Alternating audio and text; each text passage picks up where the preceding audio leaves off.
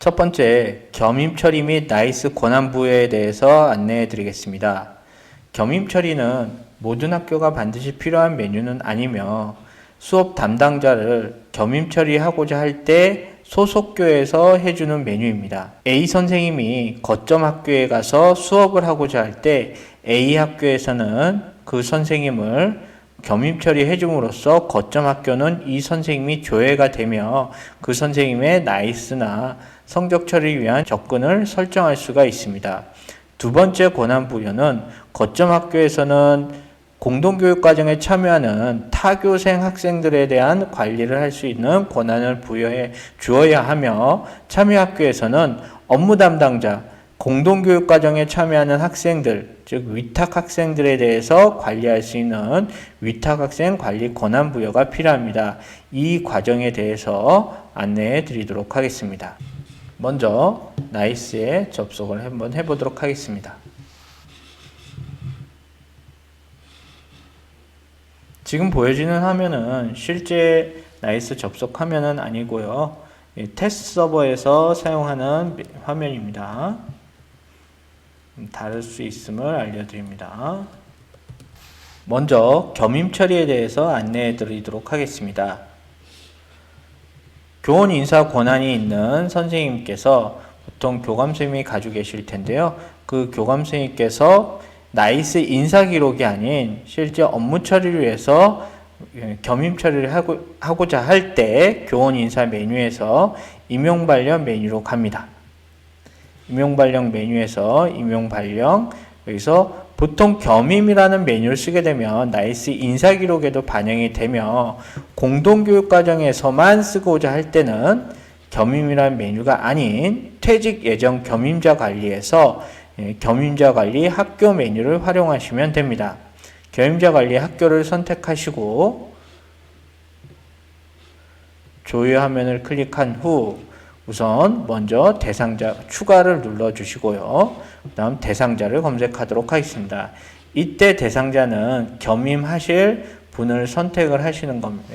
조회를 하시는 것으로서 성명과 그 다음 주민번호를 입력합니다.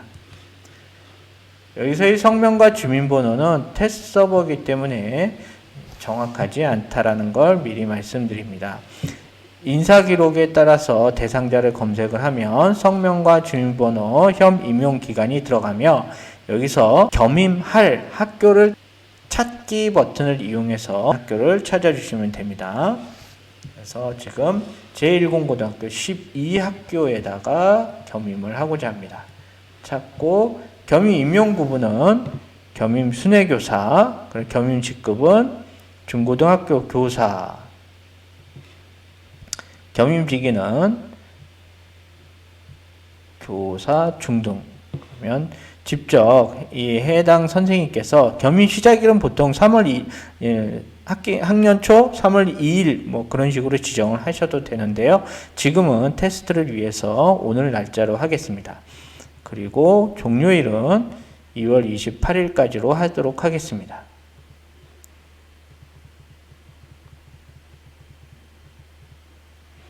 (2월 28일) 그리고 저장 눌러주겠습니다. 실제로 이렇게 하면 겸임 처리가 되며 해당 선택하고 연계 재전송을 눌러서 인사정보에 다시 한번 반영하도록 하겠습니다. 정상적으로 처리가 되었으며 실제로 겸임할 학교에 가서 확인해 보도록 하겠습니다.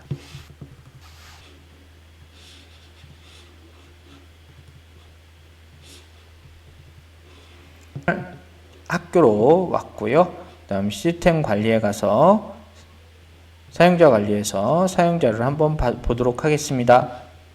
조회하면 이렇게 방금 겸임했던 선생님이 이렇게 보여지는 걸 확인하실 수가 있습니다.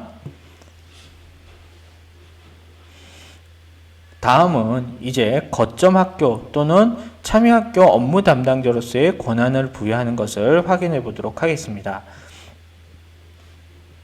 한 가지 안내를 해드리자면, 이렇게 겸임 처리를 하신 다음에 물론 해당 선생님 겸임이 끝나시면 여기 다시 선택해서 겸임 삭제를 해주시면 되고요.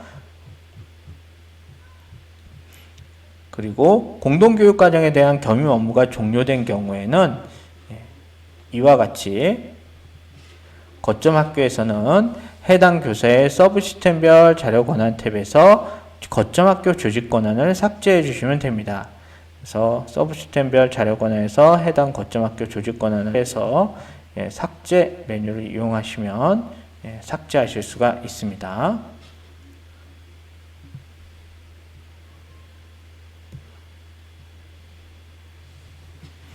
다음은 공동교육과정 업무 담당자 나이스 권한 부여에 대해서 알아보도록 하겠습니다.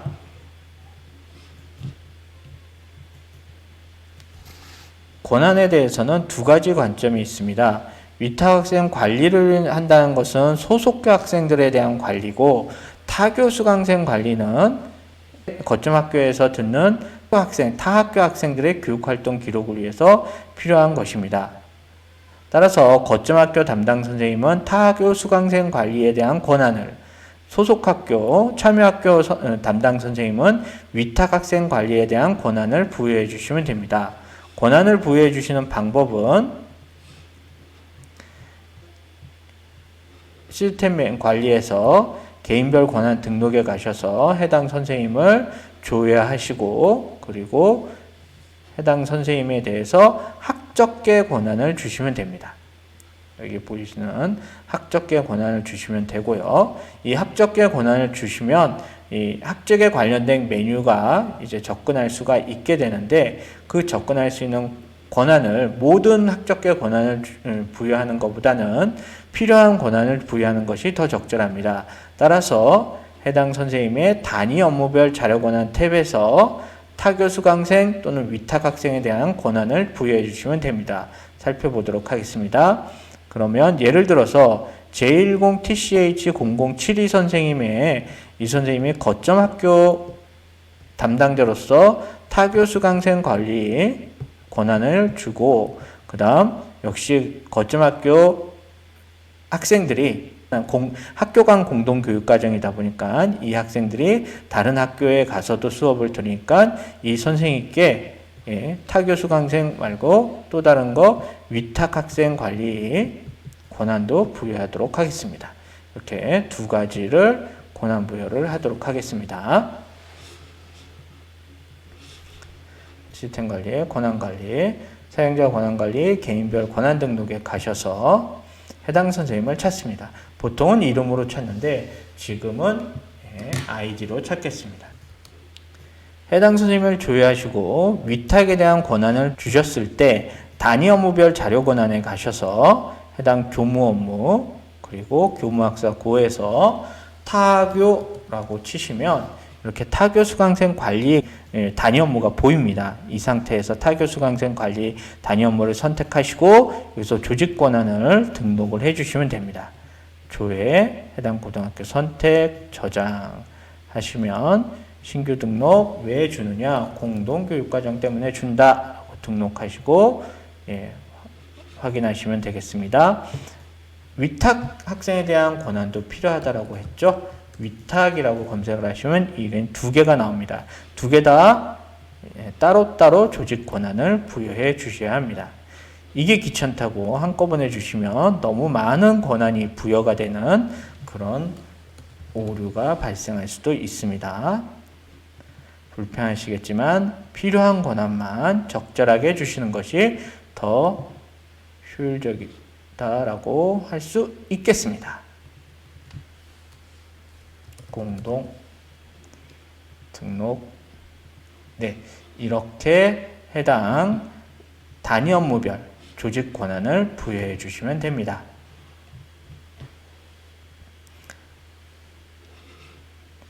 이상 겸임 처리와 타교 수강생, 위탁 학생들에 대한 권한 부여 안내를 마치도록 하겠습니다.